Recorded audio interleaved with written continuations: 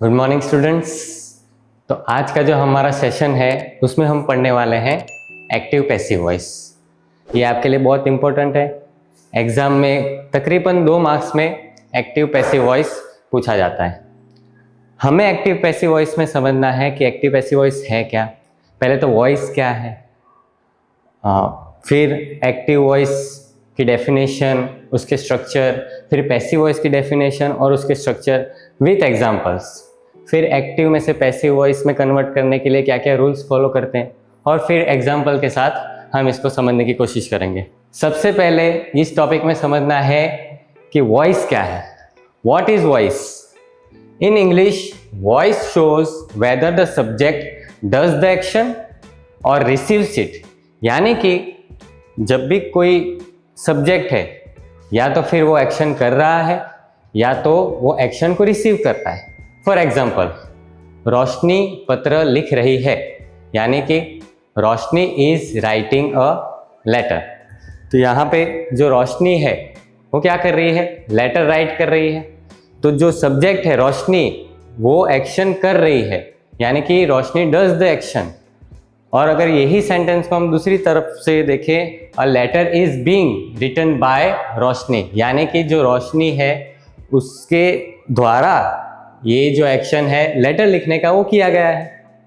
और विस्तृत में अगर इसे समझे तो वॉइस जो है उसके 2 टाइप्स होते हैं। पहला है एक्टिव वॉइस और दूसरा है पैसिव वॉइस। एक्टिव वॉइस को समझने की कोशिश करते हैं यहाँ पे कि एक्टिव वॉइस क्या है। डेफिनेशन है एक्टिव वॉइस की, the subject does the action. यानी पहले मैंने तुम्हें बताया एग्जाम्पल में कि रोशनी इज राइटिंग अ लेटर, यानी कि रोशनी जो है वो एक्शन कर रही है। रोशनी यहाँ पे क्या है? सब्जेक्ट। और इसका स्ट्रक्चर समझे तो इसका स्ट्रक्चर है, सबसे पहले आता है सब्जेक्ट, फिर आता है वर्ब और उसके बाद आता है ऑब्जेक्ट। ये उसका सेंटेंस स्ट्रक्चर है। सबसे पहले होता है सब्जेक्ट, वर्ब और ऑब्जेक्ट। जैसे हमने एग्जाम्पल अभी देखा था, Roshni is writing a letter. तो ये जो सेंटेंस हमने देखा था उसमें रोशनी जो है वो क्या है? सब्जेक्ट। इज राइटिंग, यहाँ पे इज जो है वो हेल्पिंग वर्ब है और राइटिंग जो है वो मेन वर्ब है, और अ लेटर जो है वो हमारा हो जाएगा ऑब्जेक्ट। तो पहले ये समझने की कोशिश करते हैं। यहाँ बहुत सारे अलग अलग एग्जाम्पल्स दिए हुए हैं। जैसे first, the boy kicked the ball. अभी फर्स्ट जो एग्जाम्पल है उसमें जो बॉय है वो एक्शन कर रहा है। अभी एक्शन कौन सी कर रहा है? बॉल को किक करने के लिए। तो यहाँ सब्जेक्ट क्या है? The boy. किक्ड यानी एक्शन किया, किक्ड तो वर्ब, किसे किक किया? तो बॉल, तो वो हो जाएगा हमारा ऑब्जेक्ट। वैसे ही अगर दूसरा एग्जाम्पल हम देखें, she is reading a book. हमने जो यहाँ एग्जाम्पल देखा था वैसा यहाँ पे भी एग्जाम्पल है, she is reading a book. तो यहाँ शी जो प्रोनाउन है वो हमारा हो जाएगा सब्जेक्ट, इज रीडिंग ये हो जाएगा हमारा वर्ब, और अ बुक ये हो जाएगा हमारा ऑब्जेक्ट। और इसी तरीके से थर्ड एग्जाम्पल जो हमारा है, मयूर ड्राइव्स अ कार। अब यहाँ पे सब्जेक्ट क्या है? मयूर, यानी कि कार ड्राइव कौन कर रहा है? तो मयूर। तो मयूर हो जाएगा हमारा सब्जेक्ट। मयूर क्या कर रहा है, यानी एक्शन सजेस्ट करना है हमें, तो ड्राइव जो है वो क्या हो जाएगा? वर्ब। और ड्राइव क्या कर रहा है? तो अ कार, तो ये हो जाएगा हमारा ऑब्जेक्ट। और इसमें एक चीज ध्यान रखनी है, जो एक्टिव वॉइस होते हैं उसमें जो सब्जेक्ट्स होते हैं वो इंपॉर्टेंट होते हैं। एक्टिव वॉइस जो होता है उसमें सब्जेक्ट्स को इंपॉर्टेंस दी जाती है। जैसे हमने देखा कि सब्जेक्ट को एक्शन कर रहा है, यानी रोशनी इज राइटिंग अ लेटर। फिर यहाँ देखा the boy kick the ball, she is reading a book और मयूर ड्राइव्स अ कार। तो ये था एक्टिव वॉइस। अभी पैसिव वॉइस को समझने की कोशिश करते हैं। अभी आ जाते हैं पैसिव वॉइस पे। तो पैसिव वॉइस क्या कहता है? तो उसकी डेफिनेशन इस तरीके से है, the subject receives the action. Active voice में क्या था कि जो सब्जेक्ट है वो एक्शन करता है, लेकिन यहाँ पे क्या है, जो सब्जेक्ट है वो एक्शन को रिसीव करता है। यानी कि पैसिव वॉइस जो है,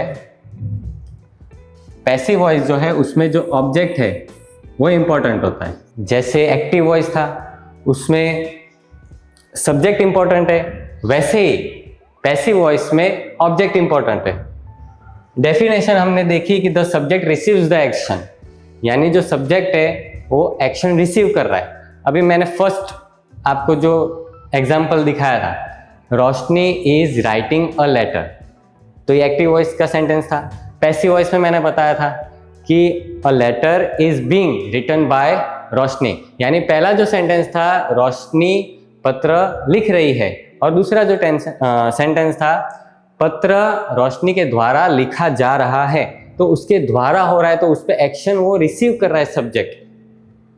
और अच्छे से समझने की कोशिश करें तो इसका स्ट्रक्चर हम समझते हैं। पहले इसका स्ट्रक्चर जो है वो, स्ट्रक्चर में सेंटेंस जो होता है उसमें सबसे पहले आता है ऑब्जेक्ट, फिर होता है बी और उसके साथ वर्ब, पास्ट पार्टिसिपल। ध्यान रखना है कि जब भी पैसिव वॉइस हम लिख रहे हैं तो जो मेन वर्ब है वो हमेशा V3 फॉर्म में होना चाहिए, यानी पास्ट पार्टिसिपल में होना चाहिए।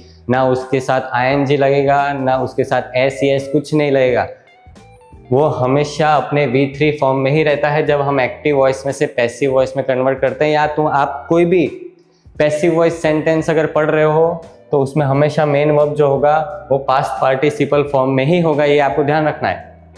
और उसके बाद लास्ट में आएगा बाय सब्जेक्ट। ये बाय सब्जेक्ट यानी द्वारा किया गया, जो सब्जेक्ट है उसके द्वारा ये एक्शन किया गया। और ये जो बाय सब्जेक्ट है ऐसा ज़रूरी नहीं कि ये सारे सेंटेंसेस में हो।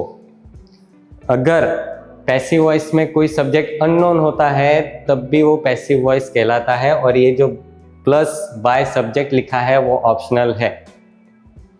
अगर इसके एग्जाम्पल्स के बारे में बात करें तो the ball was kicked by the boy, जो एक्टिव वॉइस में जो भी सेंटेंसेस थे उसे ही मैंने यहाँ पैसिव वॉइस में भी रखा है ताकि आपको क्लियरली समझ में आ सके। फर्स्ट सेंटेंस जो है the ball was kicked by the boy, यहाँ ऑब्जेक्ट जो है वो क्या है, बॉल, वॉज किक्ड ये वर्ब, और ये जो किक्ड है वो उसके V3 फॉर्म में है, और बाय द बॉय ये हो गया हमारा सब्जेक्ट। सेकेंड हम एग्जाम्पल देखें, a book is being red bye her, a book, तो ये हो गया हमारा ऑब्जेक्ट, इज बीइंग रेड ये हो गया हमारा वर्ब, बाय हर ये हमारा हो गया सब्जेक्ट। थर्ड एग्जाम्पल अगर हम देखें, a car is driven by Mayur, तो कार जो है वो है ऑब्जेक्ट, इज ड्रिवन ये हो गया हमारा वर्ब, और बाय मयूर ये हो गया हमारा। तो ये जो स्ट्रक्चर है वो हमें याद रखना है। और एक खास बात याद रखनी है कि यहाँ जो मेन वर्ब है वो हमेशा V3 फॉर्म में होता है, और यहाँ पे हमेशा ऑब्जेक्ट को इम्पोर्टेंस दी जाती है। यहाँ जो ऑब्जेक्ट है वो इम्पोर्टेंट है। एक्टिव वॉइस में सब्जेक्ट इम्पोर्टेंट था, पैसिव वॉइस में ऑब्जेक्ट इम्पोर्टेंट रहेगा। अभी इसके आगे बढ़ते हैं। ये कुछ रूल्स हैं, जब हमें एक्टिव वॉइस में से पैसिव वॉइस में कन्वर्ट करना होता है कोई सेंटेंस, तो हमें कौन सी चीज़ों का ध्यान रखना होता है। तो अब हम इसके बारे में समझेंगे और थोड़ा ध्यान से समझेंगे। पहला है आइडेंटिफाई सब्जेक्ट वर्ब ऑब्जेक्ट। सबसे पहले हमें आइडेंटिफाई करना है कि क्या सब्जेक्ट है, क्या वर्ब है या ऑब्जेक्ट है। जैसे कि हमने लिखा था शी राइट्स अ लेटर, ये एक सेंटेंस मैंने लिखा हुआ है, तो हमें आइडेंटिफाई सबसे पहले करना है कि यहाँ जो शी है वो क्या है, सब्जेक्ट। राइट्स यानी जो क्रिया कर रही है वो, ये वर्ब है, और अ लेटर क्या लिख रही है, तो ये हो गया ऑब्जेक्ट। अगर हिंदी में सब्जेक्ट को कहा जाए तो हिंदी में सब्जेक्ट को कहते कर्ता, वर्ब को कहेंगे क्रिया, और ऑब्जेक्ट को कहेंगे कर्म। सबसे पहले हमें ये आइडेंटिफाई करना है कि सब्जेक्ट क्या है, वर्ब क्या है और ऑब्जेक्ट क्या है। दूसरा जो है वो हमें करना है मूव ऑब्जेक्ट सब्जेक्ट पोजीशंस, यानी कि अगर हमें एक्टिव वॉइस में से पैसिव वॉइस में अगर कन्वर्ट करना है तो जो ऑब्जेक्ट है उसकी जगह हमें सब्जेक्ट लिखना है, और जो सब्जेक्ट है उसकी जगह हमें ऑब्जेक्ट लिखना है। जैसे कि यहाँ शी है तो शी की हम पोजीशन चेंज कर देंगे, यहाँ से शी जो सब्जेक्ट है वो चला जाएगा ऑब्जेक्ट की प्लेस पे, और जो ये ऑब्जेक्ट है वो आ जाएगा यहाँ पे सब्जेक्ट की प्लेस पे। और फिर तीसरा कहा है add correct form of to be, is, are, was, will be. ये हमें टेंस के हिसाब से रखना है, जो टाइम है। और एक और बात बता दूं, जब भी हम रूल्स चेंज करते हैं, जो टाइम है वो कभी बदलता नहीं। अगर सेंटेंस प्रेजेंट टेंस में है तो जब अगर पैसिव वॉइस बनाते हैं तो भी वो प्रेजेंट टेंस में ही रहेगा। अगर वो पास्ट फॉर्म में है तो जब पैसिव वॉइस बनाते हैं तो भी वो पास्ट फॉर्म में ही रहेगा। अगर फ्यूचर टेंस है तो जब भी हम अगर पैसिव वॉइस में कन्वर्ट कर रहे हैं तो वो सेंटेंस हमेशा फ्यूचर टेंस में ही रहेगा, टेंस बदलेगा नहीं, यानी टाइमिंग बदलती नहीं है। वैसे ही इसी तरीके से अगर पास्ट फॉर्म में है तो इज एम आर लगाना है, प्रेजेंट फॉर्म में है तो इज एम आर लगाना है, पास्ट फॉर्म में है तो वॉज, वेयर, और फ्यूचर है तो विल, शैल, बी के साथ हमें सेंटेंस बनाना है। Fourth, use part participle of verb. मैंने आपको बताया जब भी पैसिव वॉइस का कोई सेंटेंस होता है तो जो वर्ब फॉर्म है वो हमेशा पास्ट पार्टिसिपल फॉर्म में रहता है, यानी उसके V3 फॉर्म में हमेशा रहता है, वो बदलता कभी नहीं है।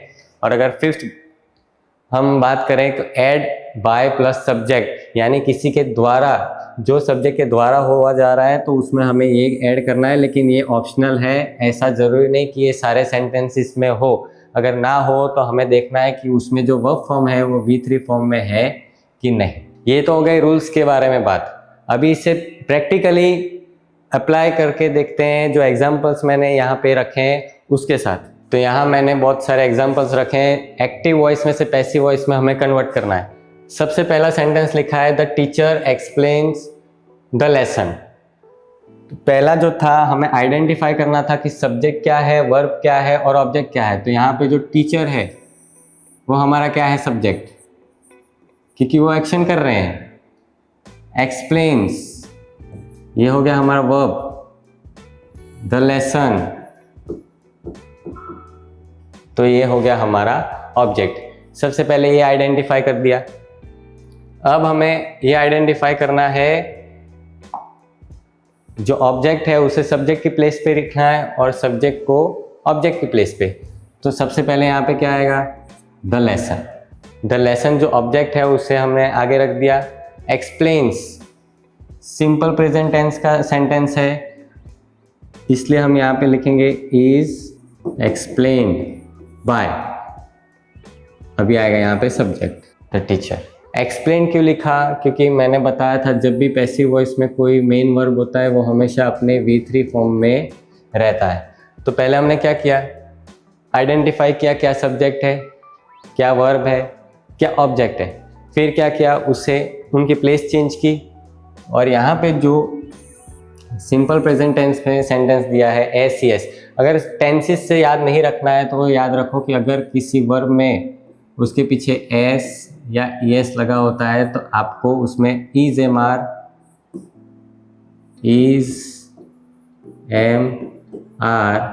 प्लस V3 आपको लगाना है। सेकेंड सेंटेंस हम अगर देखें, the police caught the thief.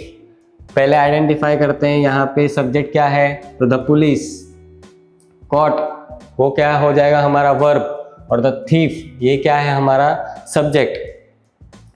तो जो ऑब्जेक्ट द थीफ है वो हमारा क्या हो जाएगा, ऑब्जेक्ट। जो ऑब्जेक्ट है वो सबसे पहले आगे आएगा द थीफ। वर्ब फॉर्म देखो, वर्ब फॉर्म कौन से, वर्ब जो है वो कौन से फॉर्म में है, तो यहाँ पे जो वर्ब है वो V2 फॉर्म में, अपने V2 यानी पास्ट फॉर्म।